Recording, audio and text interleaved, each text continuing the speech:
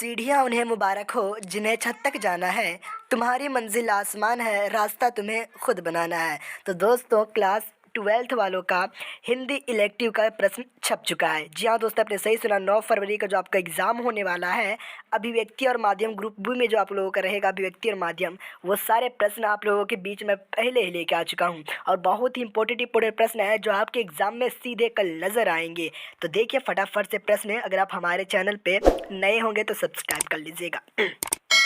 तो चलिए फटाक से प्रश्न देखते हैं। पहला प्रश्न है, भारत में प्रकाशित होने वाला प्रथम समाचार पत्र बंगाल गजट का प्रकाशन वर्ष है। यानी भारत में प्रकाशित होने वाला प्रथम समाचार पत्र कौन सा है? बंगाल गजट है। क्वेश्चन में भी आंसर छुपा रहता है, दिमाग लगाइएगा। भारत में प्रकाशित होने वाला प्रथम समाचार पत्र बंगाल गजट है। यहाँ से पता चला हमें क्या कि भारत में प्रकाशित होने वाला सबसे प्रथम यानी सबसे पहले समाचार पत्र बंगाल गजट है। तो किस वर्ष प्रकाशन हुआ था, किस वर्ष इसका प्रकाशन हुआ था, ये आपको बताना है। तो इसका correct answer option number D हो जाएगा।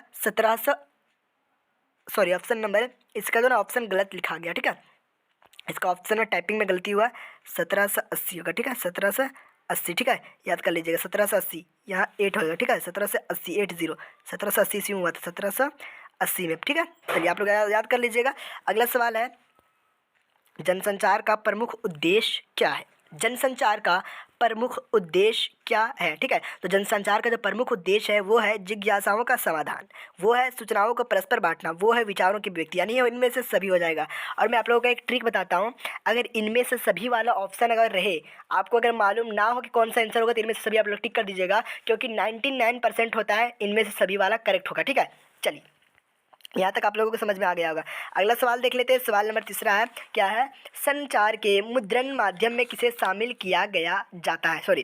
संचार के मुद्रण माध्यम में किसे शामिल किया जाता है, ठीक है। तो किसे शामिल किया जाता है? तो हो जाएगा समाचार पत्र को, पत्रिकाएं की और पैम्पलेट्स, यानी इनमें से सभी, ठीक है। हमने आपको भी बताया कि इनमें से सभी वाला जो आंसर होता है 99% चांस होता है सही होने की, ठीक है। अगला सवाल देखते हैं। उद्दंत मार्तंड, बहुत इंपॉर्टेंट सवाल है। उद्दंत मार्तंड किस वर्ष से प्रकाशित होना शुरू हुआ, ठीक है। किस वर्ष से प्रकाशित होना शुरू हुआ? तो शुरू हुआ था 1826 ईस्वी में, ठीक है। 1826 यानी 1862 में। चलिए अगला प्रश्न देखते हैं।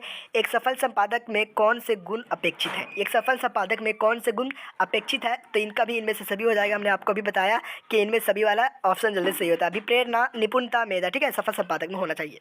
अगला है, हिंदुस्तान समाचार पत्र प्रकाशन होता है, ठीक है। हिंदुस्तान जो समाचार पत्र है वो प्रकाशन होता है, क्या होता है? दैनिक में होता है, या सप्ताह में होता है, या पाक्षिक यानी 15 दिन में होता है, या मासिक यानी महीने में होता है? तो यह दैनिक में होता है, यानी एक दिन में होता है, ठीक है। चलिए अगला सवाल देख लेते हैं।